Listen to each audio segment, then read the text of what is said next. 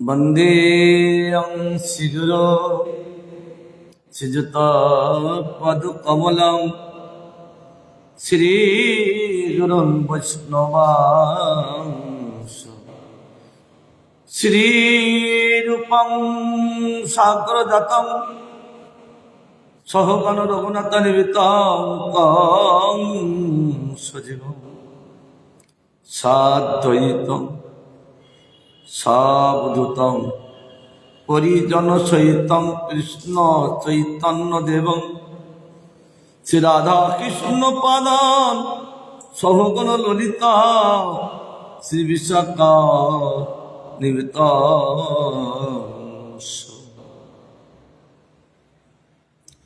नारायण नमस्कृत नरं चैव नरोत्तमं देवीं सरस्वतीं व्यासं ततो जयमुदीरये। गोविंद गोविंद हरे मुरारे गोविंद गोविंद मुकुंद कृष्ण गोविंद गोविंद रतांग पाने गोविंद गोविंद नमो नमस्ते। गोविंद केवल राधारानी বলেছেন মত অনাত্মস্থ সয় এব না পড়ো, একমাত্র তিনি আমার ভক্ত। বলেন গোবিন্দের সঙ্গে কেমন সম্বন্ধ হবে? যেমন সম্বন্ধ হবে তেমনি ভাষা হবে।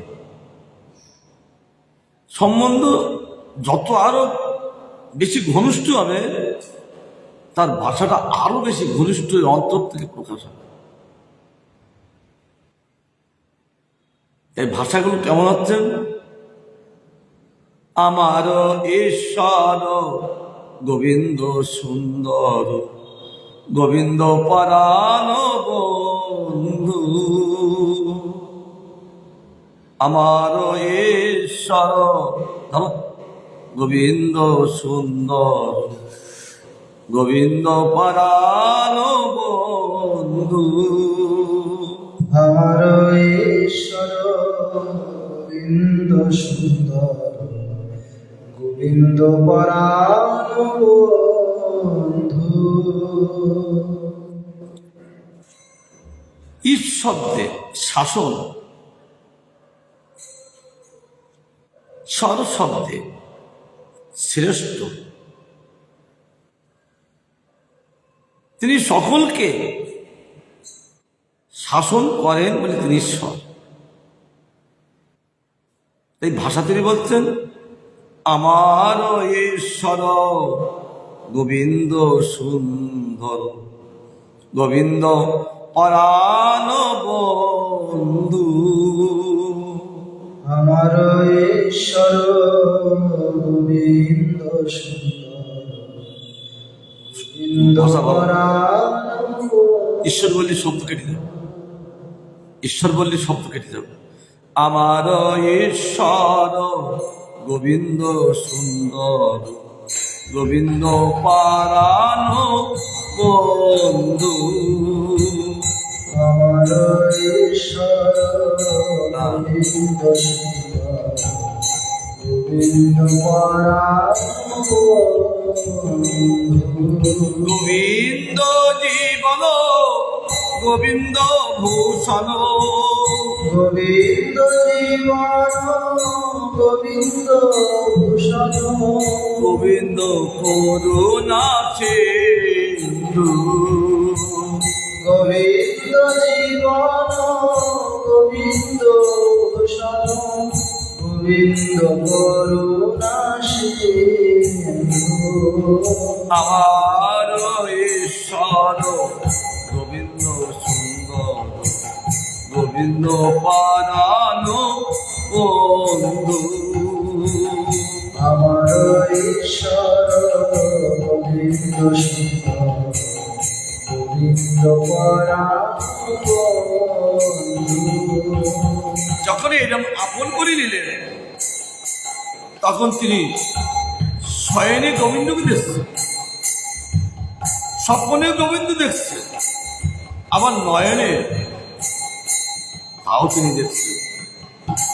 শয়নে গোবিন্দ, স্বপনে গোবিন্দ, গোবিন্দ নয়ন তারা। শয়নে গোবিন্দ, স্বপনে গোবিন্দ, গোবিন্দ নয়নে তারা। শয়নে গোবিন্দ, স্বপনে গোবিন্দ, গোবিন্দ নয়ন তারা। শয়নে গোবিন্দ, স্বপনে গোবিন্দ, গোবিন্দ নয়ন তারা। শ্রবণে গোবিন্দ, বদনে গোবিন্দ, শ্রবণে গোবিন্দ, সমাদনে গোবিন্দ। শ্রবণে গোবিন্দ, বদনে গোবিন্দ, শ্রবণে গোবিন্দ, বদনে গোবিন্দ। গোবিন্দ বানার শয়নে গোবিন্দ, বদনে গোবিন্দ, গোবিন্দ বনার আমার ঈশ্বর গোবিন্দ সুন্দর, গোবিন্দ পারানো বন্ধু। আমার ঈশ্বর গোবিন্দ সুন্দর, গোবিন্দ পরাণ। গোবিন্দ ভজন গোবিন্দ আর গোবিন্দ ভজন ধর্ম করম, গোবিন্দ হৃদয় স্বামী। গোবিন্দ ভজন ধর্ম করম, গোবিন্দ হৃদয় স্বামী। গোবিন্দ হে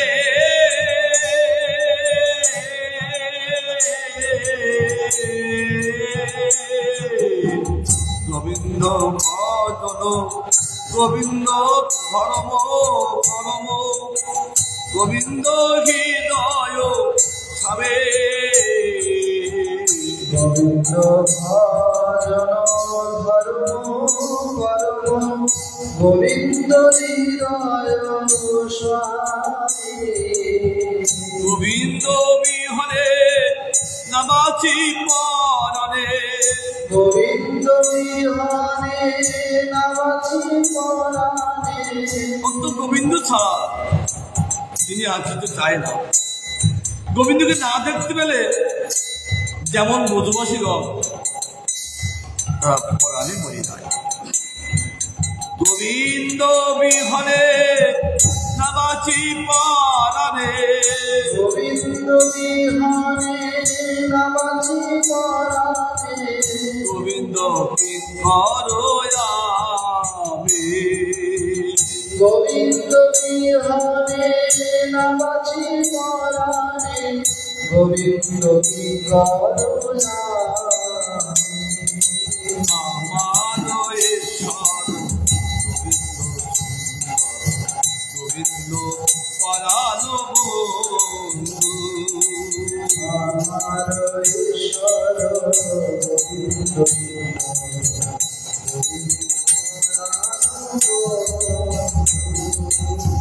ইহ পরকাল গোবিন্দ কেবল, গোবিন্দ জীবাত ইহ পরকাল গোবিন্দ কেবল, গোবিন্দ জীবাত্ম। একাল আর পরকাল গোবিন্দ কেবল একমাত্র আমার জীবন। ইহ পরকাল গোবিন্দ কেবল, গোবিন্দ জীবাত মোর। ইহ পরকাল গোবিন্দ কেবল, গোবিন্দ জীবাত্ম। সম্পদে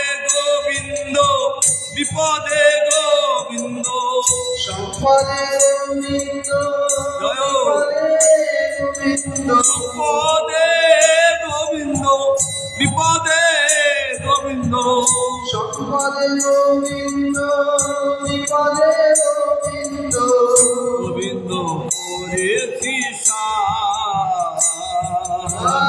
সম্পদে গোবিন্দ বিপদে গোবিন্দ গোবিন্দ করেছি আমার ঈশ্বর গোবিন্দ সুন্দর গোবিন্দ পারানো বন্ধু আমার ঈশ্বর গোবিন্দ গোবিন্দ পরাণ যদি কেউ স্বজন থাকে আমার গোবিন্দ একমাত্র স্বজন। যদি কেউ প্রিয়তম থাকে প্রিয়তম তিনি আমার গোবিন্দ। গোবিন্দ শয়ন গোবিন্দ প্রীতম গোবিন্দ সুখের নিধি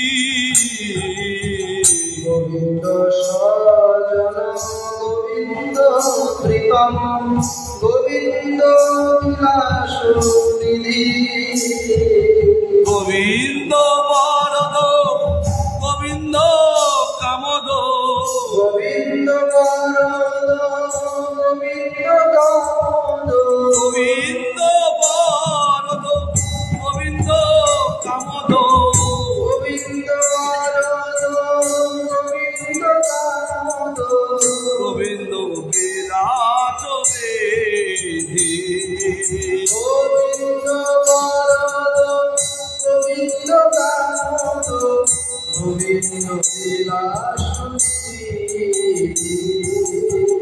আমার ঈশ্বর গোবিন্দ সুন্দর গোবিন্দ পারানো বন্ধু আমার ঈশ্বর গোবিন্দ পরাণ গোবিন্দে আপন করলে ভাষাগুলো কি মার্জিত ভাষা সব সময় চলতি ব্যক্তি গোবিন্দ সকল সময় গোবিন্দ জীবনে গোবিন্দ মরণে গোবিন্দ গোবিন্দ পারের নায়া জীবনে গোবিন্দ মরণে গোবিন্দ গোবিন্দ পারের নাইয়া জীবনে গোবিন্দ মরণে গোবিন্দ গোবিন্দ পারের নায়া জীবনে গোবিন্দ মরণে গোবিন্দ গোবিন্দ পারের নাইয়া এ গোবিন্দ দা সদা করে হে গোবিন্দ দাস সদা করে এ গোবিন্দ দা সদা করে হে গোবিন্দ দাস সদা করে গোবিন্দ চরণ ছায়া হে গোবিন্দ দাস সদা করে চরণ আমার ঈশ্বর গোবিন্দ সুন্দর গোবিন্দ পারানো বন্ধু আমার ঈশ্বর গোবিন্দ পরাণ হরে কৃষ্ণ হরে কৃষ্ণ কৃষ্ণ হরে হরে হরে রাম হরে রাম রাম রাম হরে হরে জয় কৃষ্ণ কৃষ্ণ হরে হরে রাম হরে রাম হরে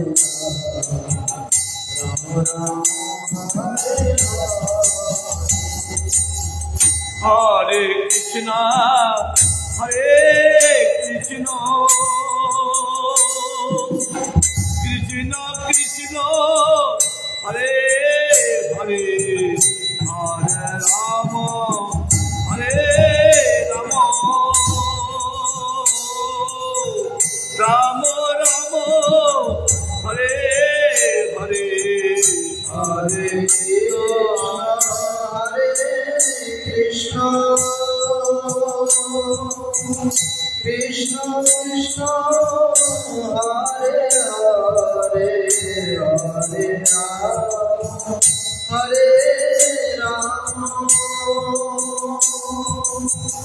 Ram Ram, Hare Hare. Hare Krishna, Hare Krishna, Krishna Hare Hare, Hare Rama, Hare Rama, Rama Rama Hare Hare. Hare Hare Krishna, Hare Krishna, Krishna Krishna, Hare Hare, Hare Rama, Hare Rama, Rama Rama, Hare Hare. Krishna Hare Krishna, Krishna Krishna, Hare Hare, Hare Rama, Hare Rama, Rama Rama, Hare Hare. Hare Krishna, Hare Krishna, Krishna Hare Hare, Hare Rama, Hare Rama, Rama Rama, Hare Hare.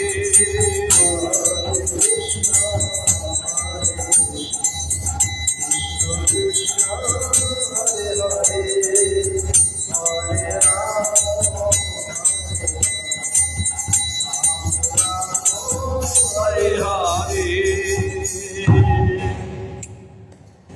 কি সুন্দর। গোবিন্দদেবের সঙ্গে সম্বন্ধ হলে তার মুখের ভাষাটা মার্জিত ভাষা।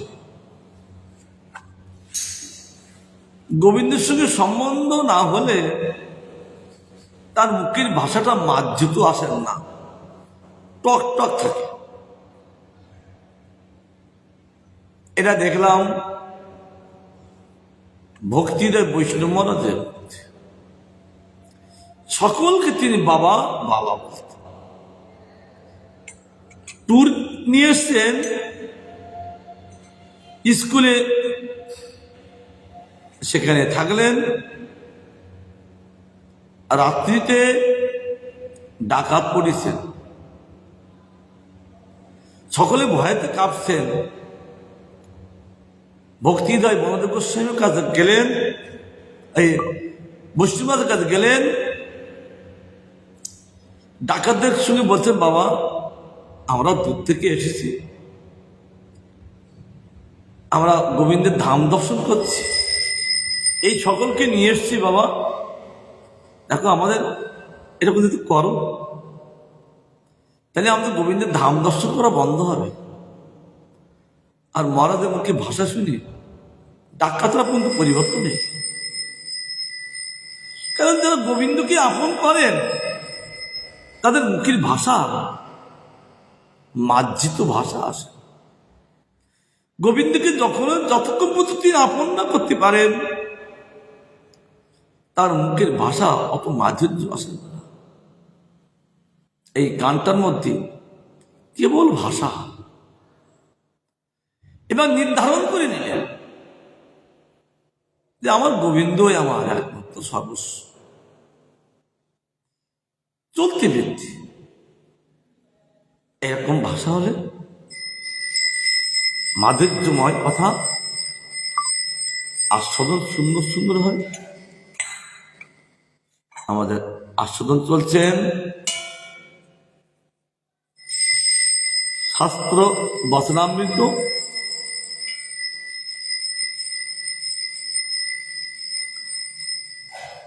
শাস্ত্র হল শাসন বাক্য, শাস্ত্র হল পিতা, পিতা পুত্রকে যে শাসন করেন কখনো অমঙ্গলের জন্য না। আর আমাদের শাস্ত্র পিতা তিনি অনুশাসন দিয়েছেন জীবের মঙ্গলের জন্য। এই অনুশাসনটা হলো জীবের মঙ্গলের জন্য। তিনি পিতা স্বরূপ। ভাগবতের শ্লোক 11 স্কন্ধের শ্লোক তিনি বলছেন, যে শ্লোক আমরা চৈতন্য মহাপ্রভুর পূজার মধ্যে আমাদের ধ্যানটা করি, সেই শ্লোক তিনি বলছেন, ধ্যেয়ং সদা পরিভবন্ন মমিষ্ট দোহং তিত্তস্পদং শিব বিরিঞ্চনু তং শরণ্যম বিত্তাত্তি অহং প্রণত পাল ভবদ্বিপতং বন্দে ম পুরুষতে চরণারবিন্দ।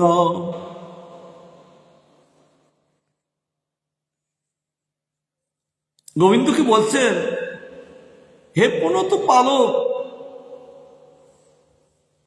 যারা আপনার সমর্পন্ন হন তাদেরকে আপনি পালন করেন। আবার তিনি বলছেন, হে মহাপুরুষ, জগতে যত পুরুষ আছেন কা পুরুষ, আর আপনি হলেন মহাপুরুষ।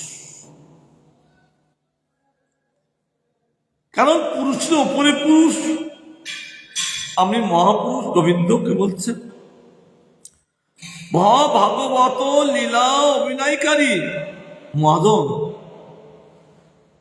আপনি কি করছেন? মহাভাগবত লীলা অভিনয়কারী। সেটা কেমন? চন্দ্রশেখর ভবনে তিনি অভিনয় করলেন,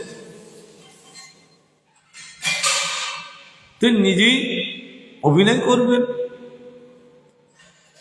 সেখানে শ্রীবাস্ত নারদ অভিনয় করছেন, নিত্যানন্দ আছেন, হরিদাস আছেন। অপূর্বভাবে তিনি অভিনয় করছেন। মহাপ্রভু কি অভিনয় করবেন? তিনি অভিনয় করবেন রুক্মিণী বেশে, তিনি অভিনয় করবেন। এমন মোহন মূর্তি প্রকাশ করে রুক্মিণী দেবীর আর কোথায় মোহিনী রূপ? আমার গোবিন্দ, আমার গৌসুন্দর তার চেয়ে অধিক রূপ প্রকাশ করে সকলকে মোহিত করবে। তাতে যারা ওই নাটক দেখার জন্য এসেছিলেন, যাত্রা শোনার জন্য এসেছিলেন, কিন্তু তারা ভয় পেয়ে গেল। কি মোহন মূর্তি প্রকাশ করে তিনি আমাদেরকে মোহিত করবেন, তাহলে আমরা কি করি নাটক দেখব? এই আমি এখানে বসবো কি করে? তখন তারা চলে যাচ্ছেন। মহাপ্রভু দেখো, তোমরা যদি না থাকতো আমি এই অভিনয়টা করবো কাদের নিয়ে? শ্রোতা যদি না থাকে অভিনয় হয় না। তাই বলছেন, আমি আশীর্বাদ করি তোর আমার রূপ দেখে কখনো মোহিত হবে না। যখন আশীর্বাদ করলেন, অদ্বৈতবাদী সমস্ত ভক্তগণ তারা বসেছে, একজন অভিনয় করছেন। এমন সময় শ্রীমান মহাপ্রভু তিনি রুক্মিণী বেশে, রুক্মিণীর রূপ আর কোথায়?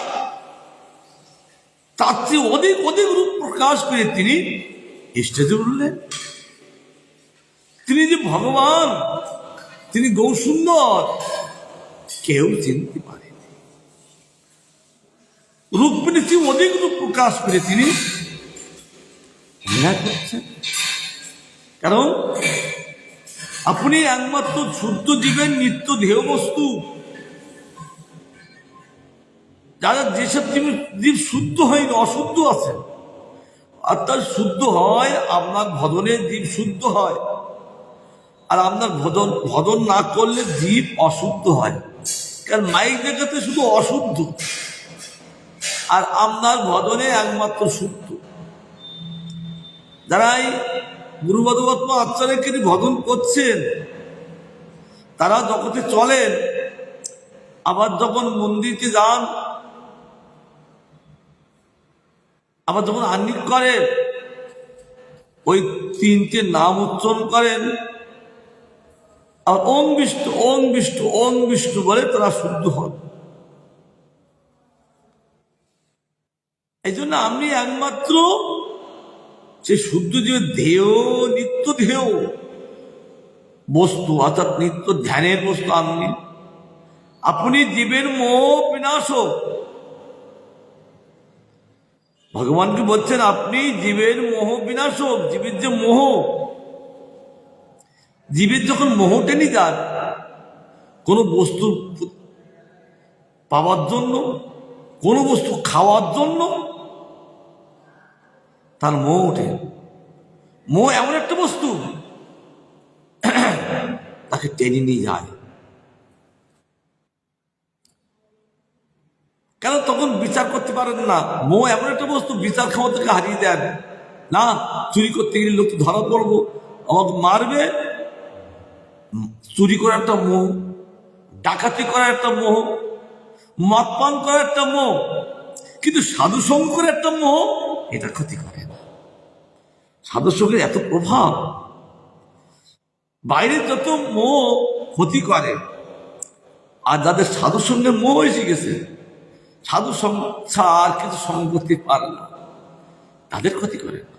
কিন্তু যারা বহির জগতে মোহ, সে ভগবান তাদের মোহটাকে নষ্ট করে দেয়।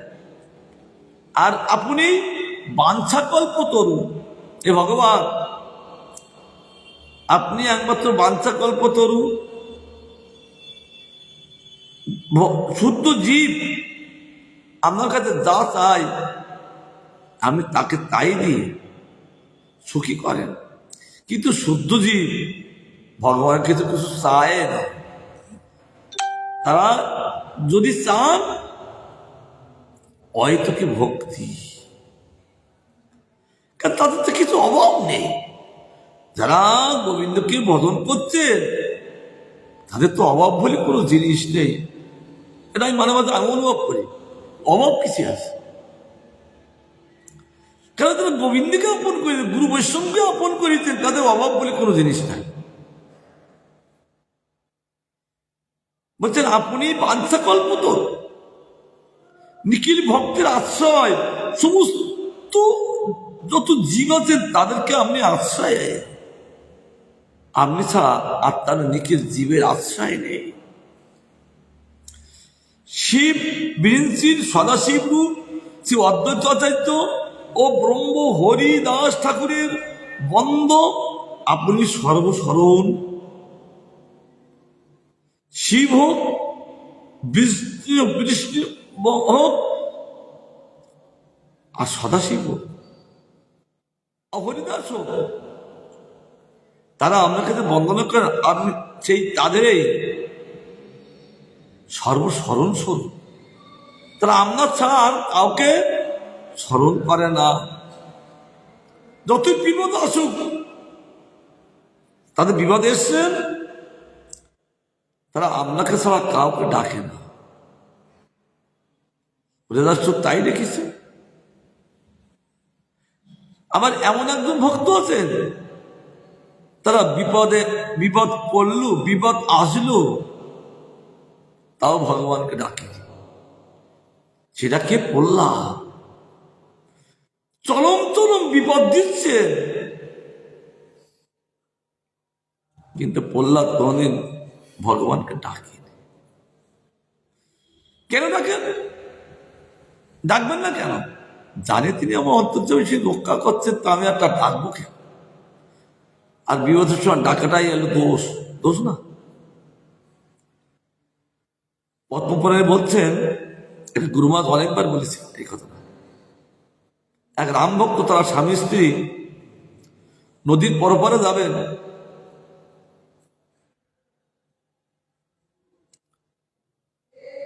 কিন্তু যখন নদীর মাঝখানে গেলেন,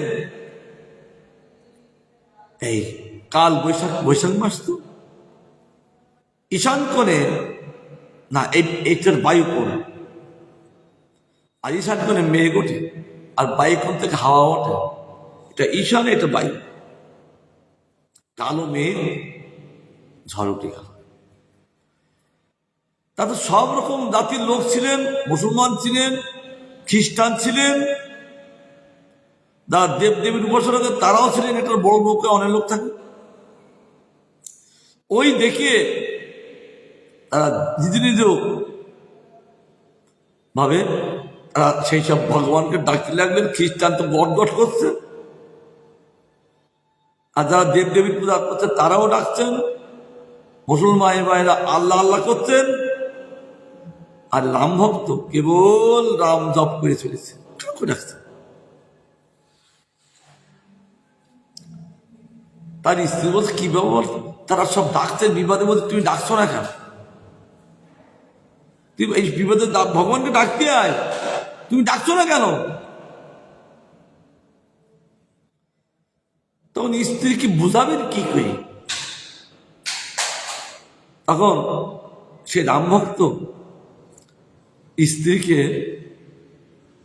ধরিয়েছেন দুই হাত দিয়ে, বলছে এই তোর এক্ষুনি নদী জল ফেলে দেবো। আর স্ত্রী তো হ করে হাসছে, এই আমি তো তোমার জলে ফেলে দেবো, লোকে ভয় পায়, তুমি হাসছো কেন? বলে এইটুকু আমার ভরসা আছে যে তুমি আমাকে ফেলতে পারো না। আমার প্রতি তোমার যদি এইটুকু ভরসা থাকে, তা আমারও চরম ভরসা, রাম কাউকে ডুবাবে না। ওই রাম ভক্তের জন্য আর সমস্ত জাতীয় লোকগুলো বেঁচে গেল। এক জায়গায় অ্যাক্সিডেন্ট হলেন, একটা ট্রেন, কিন্তু একটা সাধুর জন্য সেই ট্রেনটা অ্যাক্সিডেন্ট হলো, লোকের ক্ষতি হলো। প্রত্যক্ষ প্রমাণ। আপনি আর সর্বসর্ব নাম অপরাধাদি ভক্তাত্মী হরণকারী, যারা নাম অপরাধকারী সেটা ভক্তদের, সেইগুলো সব হরণ করেন আপনি। ভক্তের অপরাধ করলো, অপরাধটা খণ্ডন করেন আপনি।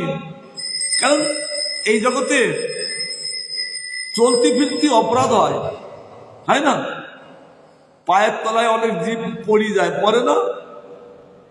এখন তো কাঠের রান্না নেই, আগের দিন কাঠের রান্না ছিল। ওই কাঠের মধ্যে কিন্তু আমার নিজে চোখে কত পোকা উনুনে জ্বলে যাচ্ছে। ঝাড়ু দিচ্ছে, সেখানে কত জীব হত্যা হয়ে যাচ্ছে। আর একটা কই যায়, 4 জায়গায় অপরাধ হয়। কলসি চলে, কলসি যেখানে রাখা হয় গরমকালে, ওই ওখানে নিচে মাটি থাকে তো, আর ঠান্ডা থাকে, ওখানে অনেক প্রাণী থাকে। তখন কাজ করি যখন জল ভরা হয়, অনেক জীব তখন মৃত্যু হয়ে যায়। কিন্তু ভক্ত নাম গানে থাকেন, তার জন্য তারা আত্মকরি গোবিন্দের সেবায় থাকেন। আরে অপরাধ খণ্ডন করে দেয় গোবিন্দ। কেন? ভগবত সেবার এত প্রভাব, গোবিন্দ তাদের অপরাধটা খণ্ডন করে দেয়, হরণকারী। এবং ভবসমুদ্রের একমাত্র ভেলা স্বরূপ, ভবাব্দে পতং, ভবসাধ্যের পতং শব্দের চাষ, তিনি উপস্থিত হয়েছেন। এই জগতে অনেকগুলো গুণবাদ বলছেন, অনেকগুলো নৌকা এসছেন। শুধু সাধারণ নৌকা, বড় দাস, গুরু পাদবৎপাটার দাস, গৌরসুন্দর একটা দাস, কৃষ্ণর নাম একটা দাস, ভগবান অচ্ছামূর্তি একটা দাস, ভাগবত একটা দাস, আর গোবিন্দ একটা দাস। এই কলিজীবের জন্য এই ভবসমুদ্রে এতগুলো দাস এসছে। তাই যে তারা না ওঠেন, তাহলে জীবের দুর্ভাগ্য বিশেষ। তখন বলছেন যে ভবসমুদ্রে একমাত্র পোতক অর্থাৎ দাস আমি আপনার পাদপদ্ম বন্দনা করি, আমরা আর কারোর পাদপদ্মে বন্দনা করি না। আর গোবিন্দ পাদপদ্ম বন্দনা করলে গোবিন্দ খুশি হয়ে যান, তার প্রতি প্রসন্ন হয়ে যান। আশীর্বাদ করেন। গুরু বৈষ্ণব এমন দয়ালু, সেই গুরু বৈষ্ণব ভগবানকে যখনই সেবক তার মহিমা কীর্তন করেন। আমি এইসব শরণাগতি কীর্তন আমার একশো প্রচুর মুখস্থ ছিল। তো সেই সব প্রথম গুরুমা যখন আসলাম, সেই কীর্তনগুলো করতাম। বলে এরকম অনুশাসন কি, ওসব কীর্তন করার দরকারটা কি? তবে আমি যদি এই লিখেছেন কেন, লিখেছেন কোনো সময়, সবসময় বলতে নেই যে ভগবান আমি এই, আমি ওই ওই তো আমি জানি, আমি কেমন, ভগবান জানে না? গুরুমা বলছেন ভগবান সব জানে, তো বলার দরকারটা কি? যা বললে গুরু বৈষ্ণব ভগবান সন্তুষ্ট তাই বলো, মহত্ব কীর্তন করো। আর তাদের মহত্ব কীর্তন করলে তারা সঙ্গে সঙ্গে ডাইনা দিয়ে আশীর্বাদ করেন, আর সব স্ফূর্ত থাকে। এই জন্য গুরুমা মানা করা কথা আমি সেই প্রার্থনা কীর্তন সব ভুলে গেছি। এখন সব মহত্ব কীর্তন, গুরুদেবের মহত্ব, বৈষ্ণবের মহত্ব, নিত্যানন্দের মহত্ব, গৌরী মহত্ব, রাধাকৃষ্ণ মহত্ব, নামের মহত্ব। এই যে অনুশাসন, তাদের বন্দনা সত্ত্বে তাদেরকে মহত্ব কীর্তন করলে, এই যে আমরা সকালে বন্দনা করি, এই বন্দনার মধ্যে আছেন তাদের মহিমা সূচক। তার জন্য গুরু বৈষ্ণব ভগবান তারা প্রসন্ন হন, আর প্রসন্ন হয়ে তাদের ধন দেয়, তাকে আশীর্বাদ ধন দিয়ে দেয়। তাছাড়া তারা আর কোনদিন তাদের অন্য বিষয়ে পাওয়ার লালসায় বন্দনা করে না, কারণ তার মহত্ব, এতক্ষণ মহত্ব কীর্তন করলে, তাই তো এতক্ষণ যে সব মহত্ব কীর্তন করলেন, মহত্ব কীর্তন করে তার কেবল হাত জোর করে বন্দনা করতে, কিন্তু শুধু এরকম বসে থেকে বন্দনা হয় না। বন্দনা কি হয়? দুই হাত। যেমন কৃষ্ণ বিজয় গ্রন্থ লিখলেন গুণরাজ খান,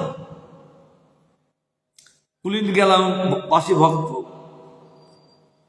কৃষ্ণ বিজয় গ্রন্থ প্রথমে মুখবন্ধন করলেন,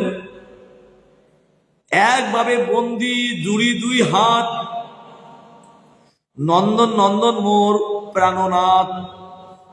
আর মহাপুরু ভক্ত সঙ্গে ছিলেন, আর এই কথা শোনার সঙ্গে সঙ্গে হুঙ্কার করে উঠলেন, কত লোক কত গ্রন্থ লেখে, কিন্তু একই সম্বন্ধ, একভাবে বন্দি জুড়ি দুই হাত, নন্দন নন্দন মোর প্রাণনাথ। আর মহাপ্রভু হুঙ্কার করে উঠলেন, অহো কুলিন গ্রামের বাসে ভাগ্য কখনো না যায়, শুকায় চড়ায় ডোম, সে হো গোবিন্দকে পায় আশীর্বাদ। এই জন্য মহত্ব কীর্তন করলে আশীর্বাদ এসে পড়ে। একটা শ্লোক অপূর্ব মাধুর্য হলেন। এইবার প্রবরানন্দ সরস্বতী বাপ চৈতন্য চন্দ্রামৃত যে শ্লোকটা বললেন, সংসার সিন্ধু তরণে হৃদয়ন্ত দিশে, সংকীর্তম মিত রচে রমতে মনুষ্যের, প্রেমাম বুধৌ বিহরণে যদি চিত্তবৃত্তি, চৈতন্য চন্দ্রের চরণে শরণাং প্রদাতু। আবার এই ভক্ত উঠলেন, সবাইকে আমন্ত্রণ করছেন কোথায় যাওয়ার জন্য? তিনি সকলকে আমন্ত্রণ করছেন নবদ্বীপে যাওয়ার জন্য। তারা বলছেন নবদ্বীপে আমরা যাব, সেখানে কে আসেন? বলে যেই দেখুন কে আসেন আর কি না দিতে পারে। সেখানে ভগবান গৌরসুন্দর সেখানে অবস্থান করছেন, আর তার কাছে গেলে তুমি তো নিজে কোনো সংসার সমুদ্রে উঠতে পারবে না, আর তুমি তার কাছে গেলে তোমার অনায়াসে সংসার থেকে তুলিয়ে উপরে ডাঙায় দেবে, আর তাছাড়া তুমি উঠতে পারবা না। আমরা কেউ উঠতে পারবো না, কারণ আমাদের কে শক্তি নাই। আমরা যতই ট্যাবলেট খাই, ভিটামিন খাই, কিন্তু সমুদ্রে পড়লে, নদীতে পড়লে উঠতে পারি না। সেখানে ঘোল পড়ে, অতিরিক্ত স্রোত, কালের স্রোত। আবার এই সমুদ্রে একসময় প্রথমে যখন গেছি, আনন্দ করতে করতে অনেক দূরে গেছি। এরা যে দেখবা একটু বেশি দূর গেলি না, তুমি আর কাছে আসতে পারবে না। আমার পরীক্ষা, আমি সেদিন বেশি গেছি, একটু দূরে গেলি শুধু টেনে নিয়ে যাচ্ছে, কিন্তু বাইরেতে বোঝা যাচ্ছে না। একদম কাছে টানি বলে, একটু বেশি দূরে গেলি তো বোঝা যায়, স্রোত টেনে নিয়ে যাচ্ছে। তা আমাদের ভ্রমণ সমুদ্রের স্রোত কালের স্রোত। আবার 6টি তরঙ্গ, কি কি জন্ম মৃত্যু জড়াব্যাধি খুদ প্রবেশা 6টি তরঙ্গ। এই তরঙ্গ শুধু বারবার এই যে সমুদ্রের মতো শুধু চোয়াচ্ছে, একটা একটা তরঙ্গ এসে। তাহলে সেই ব্যক্তি উঠবেন কি করে? তাই আক্ষেপ করে প্রমানন্দ সরস্বতী বলছেন, তোর শুধু নবদ্বীপ আসো। নবদ্বীপ এমনই একজন আছেন, তোমার হাত ধরে ডেঙ্গায় তুলে দেবে। আর হাত, এই ভবসমুদ্র থেকে হাত ধরিয়ে ডেঙ্গা তোলাবার জন্য আর দ্বিতীয় কেউ নাই।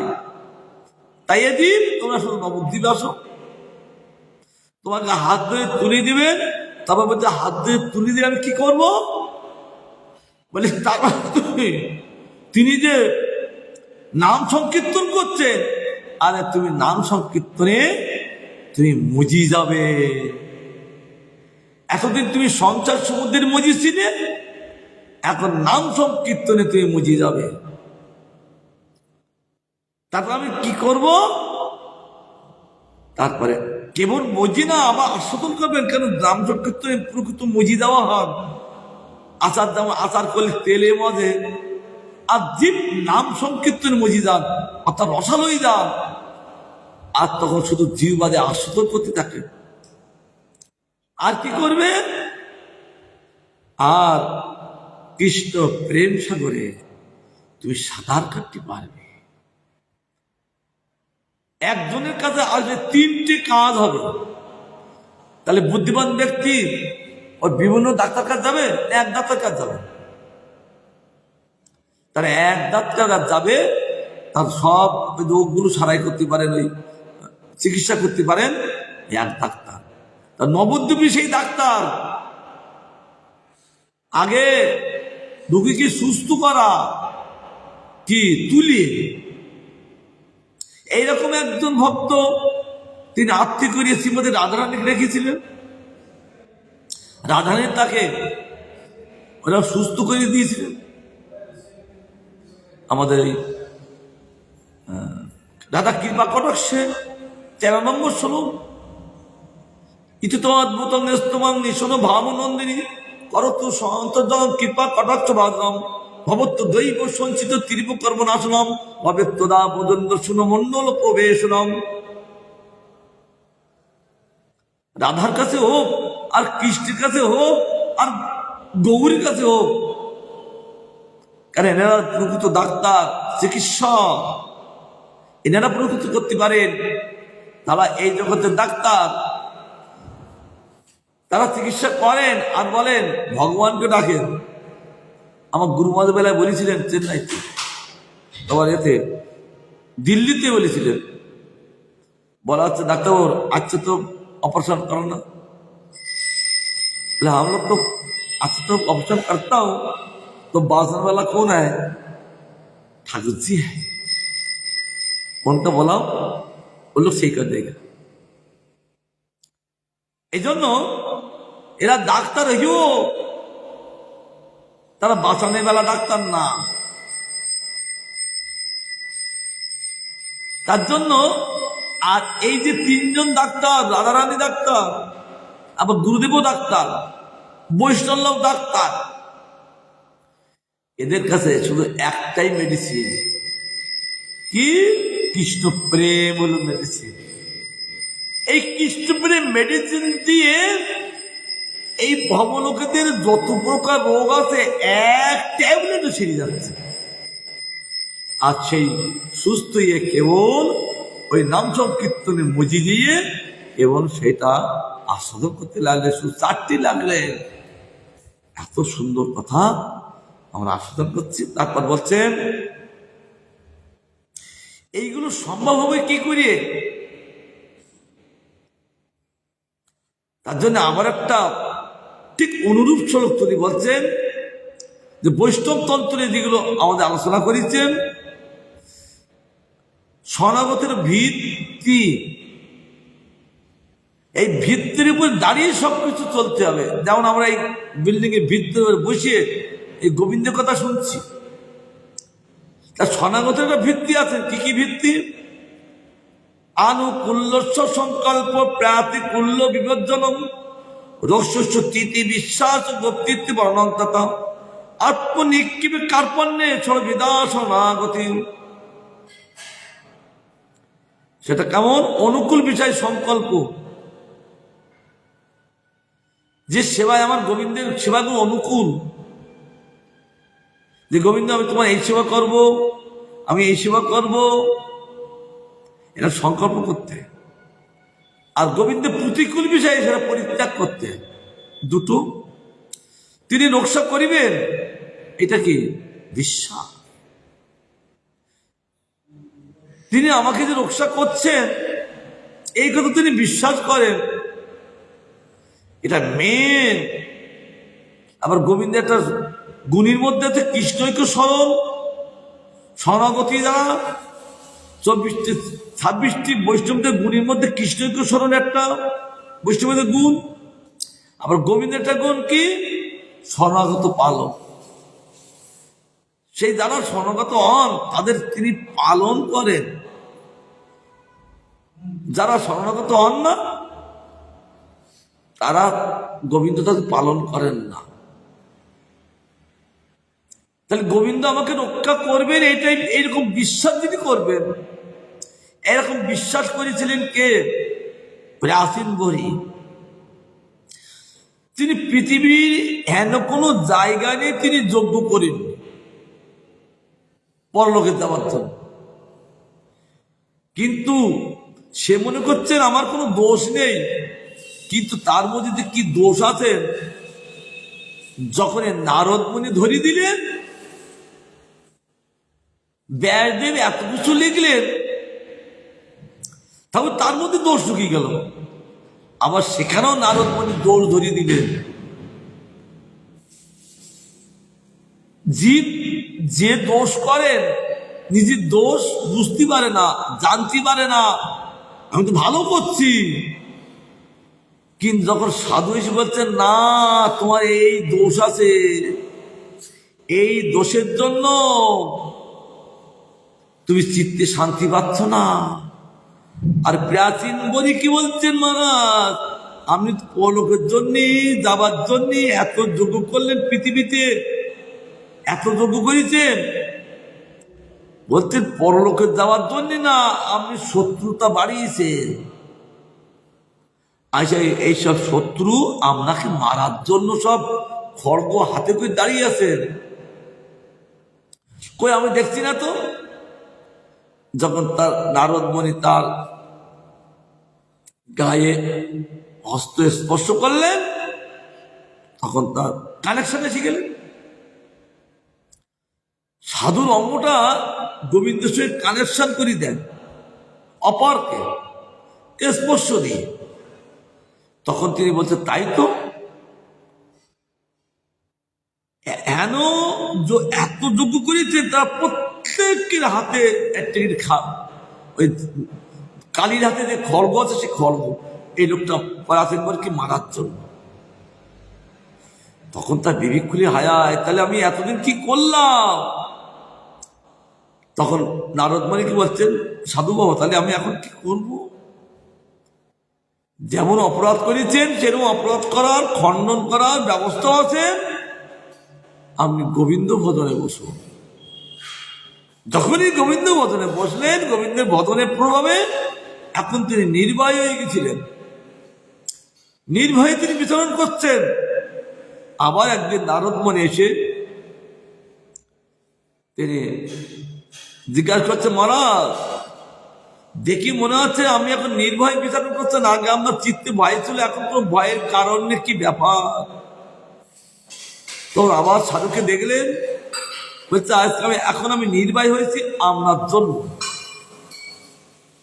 আজ আমি যদি এই ভুলটা না ধরে দিতেন আর ভগবত সেবক ভজনীতে না বসতাম, তাহলে আমি নির্ভয় হতাম কি করে? এই যে নির্ভয়টা করেছেন একমাত্র আপনি। আজ আপনার কৃপায় যখন গোবিন্দের ভজন করলাম, তখন বুঝতে পারলাম যে গোবিন্দ অন্তর্যামী স্বরূপে আমাদেরকে রক্ষা করছে। এই জন্য আমি নির্ভয় বিচরণ করি, আমার চিত্তে ভয় নাই। সবই প্রিয় সমস্ত আত্মা জেন্দ্র ভাই মন্নপি ইতু বিদোষ বিদ্যান ইতু বেদ সবই বিদ্যাংশ গুরু হরি। আমি জানি অন্তর্যামী ভগবান আমার অন্তরে বসে, তিনি সব জীবকে রক্ষা করেন, এই জন্য আমার চিত্তে কোনো ভয় নাই। এরকম যারা বলেন, এইরকম যারা বিশ্বাস করেন যে গোবিন্দ আমার একমাত্র রক্ষা, একটা সনাপতি, তাকে পালক বলিয়া বরণ, কারণ তিনি আমাদেরকে পালন করেন, এরকম তাকে গোবিন্দকে বরণ করতে হয়। যেমন ছেলেটা মেয়েটা কেউ কারো পরিচয় নেই, যখন ঘটনাক্রমে পরিচয় হলেন, তাদের বিবাহ সম্বন্ধ এসে গেলেন, বিবাহ হয়েছে, মেয়েটার হাতে একটা মালা, ছেলেটার হাতে একটা মালা। আগে ছেলেটা মেয়েটাকে মালা দিয়ে একটা পরের মেয়েটাকে বরণ করে নিলেন, বরণ শব্দে আমার করে নিলেন, আপন করে নিলেন। আবার মেয়েটো না, আগে জানি না কি দেয়, মেয়েটো ওই ছেলেটাকে গলায় মালা পরিয়ে তাকে আপন করে নিলে, আমার করে নিলে, চিরদিনের জন্য আমার।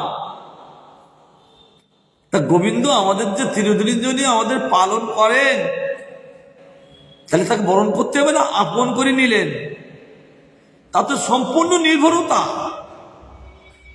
যেমন মেয়েটা নির্ভরতা করেন যে আজ আমি যাকে আপন করলাম, তাহলে আমার দায়িত্ব সব এই ছেলেটা। আর বাবার যত দায়িত্ব, ওই বাবা বর সংকল্প করে দেন। দেখেছি তো আমার দিদির বিবাহের সময় তিনি সংকল্প করে দেন, ওই মেয়েটার হাত ধরে, ছেলেটার হাত ধরে, দেখো আজ থেকে এই মেয়েটার বড় বছর দায়িত্ব সব তোমার হাতে তুলে দিলাম, তুমি ঠিক মতো একে তুমি রক্ষা করো। এই জন্য নির্ভরতা কথা। তদ্ব্যতীত স্বীয় অসহায়তা বুদ্ধি, তার প্রতি অসহায় বুদ্ধি করা যাবে না। অসহায়তা বুদ্ধি মানে তিনি আমাকে রক্ষা করতে পারবেন নাকি পারবেন না, এরকম যখন অসহায়তা বুদ্ধি যখনই হন, তখন তার বিশ্বাস হয় না। হয়েছিলেন নদীর তীরে গুরুদেব থাকেন, আর গুরুদেবের জন্য শিষ্য দুধ নিয়ে যান, তা সকল সময় নৌকো তো টাইম মতো পায় না, দেরি হয়। গুরুদেব বকাবকি করছেন, তুমি দেরি করে আসো কেন? তখন বলছেন আমি কি করি আর বলুন তো, এই নদী পাড়াতে সবসময় তো নৌকো টাইম মতো পাই না, তার জন্য দেরি হয়। কেন জলের মধ্যে হেঁটে আসতে পারো না? বলছে গুরুদেব জলের মধ্যে হেঁটে আসা যায়, কি করি হরিনাম করতে করতে চলে আসবো। এই যে তার বিশ্বাস, তিনি চলে গেলেন। পরের দিন তিনি দুধ সকাল নিয়ে আসলেন, আর গুরুদেব জিজ্ঞাসা করছে কি ব্যাপার বলো তো, তুমি আজ এত সকাল আসলে কেন? গুরুদেব আপনি যে বলেছেন যে তুমি হরিনাম করতে করতে জলের মধ্যে হেঁটে আসবে, আমি একদম হেঁটে এসেছি। বলে আমার এই বাক্যতার এত বিশ্বাস, এখানে শরণাগতির লক্ষ্য। আমার বাক্যে এত বিশ্বাস, তারপর পরীক্ষা করার জন্য বলছে এবার তুমি যাও তো ওই নদীর মধ্যে। তিনি গট গট করে হেঁটে গেলেন। গুরুদেব বলছেন আমার কথা শুনে এই শিষ্য তিনি জলের মধ্যে হেঁটে গেলেন, আর আমি গুরুদেব পারবো না কেন? এই যে অসহায়তা, অসহায়তা,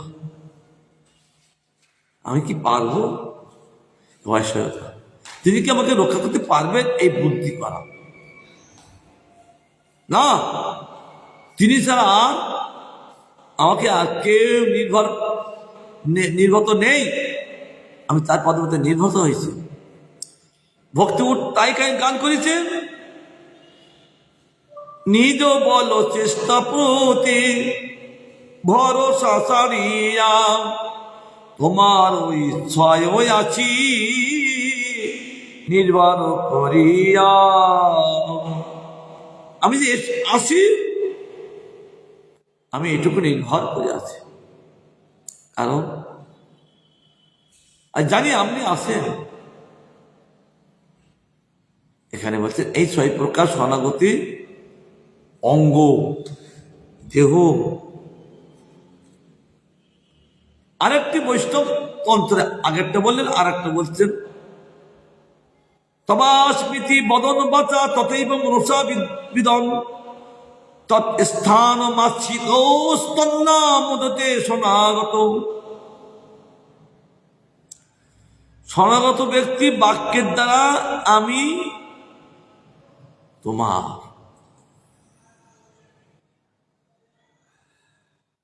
শরণাগত লক্ষণটা কি? এ গোবিন্দ, আজ থেকে আমি তোমার। ওই মেয়েটা যেমন বলে আজ থেকে আমি তোমার। শরণাগত যারা হবে তাদের ভাষাবে কি? বাক্যের দ্বারা আমি তোমার, আমি আর কারণ না।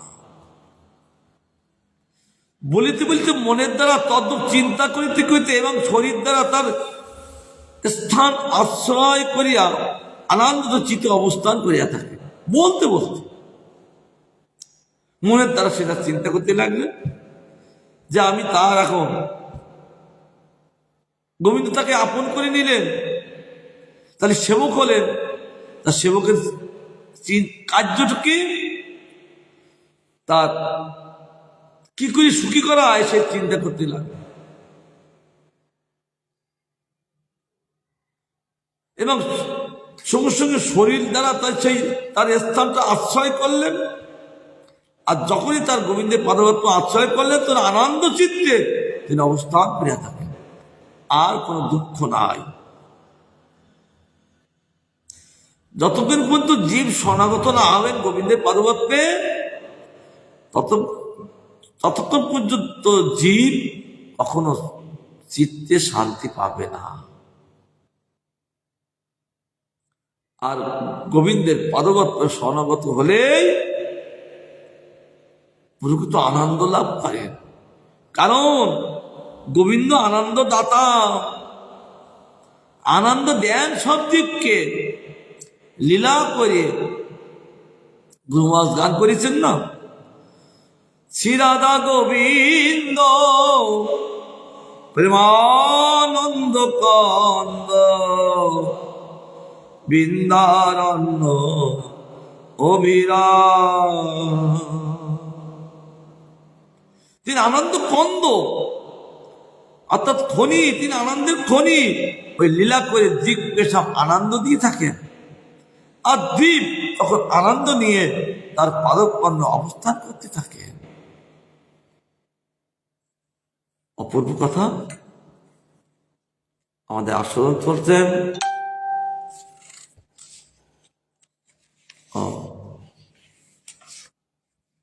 এই বলে ইতি প্রবন্ধ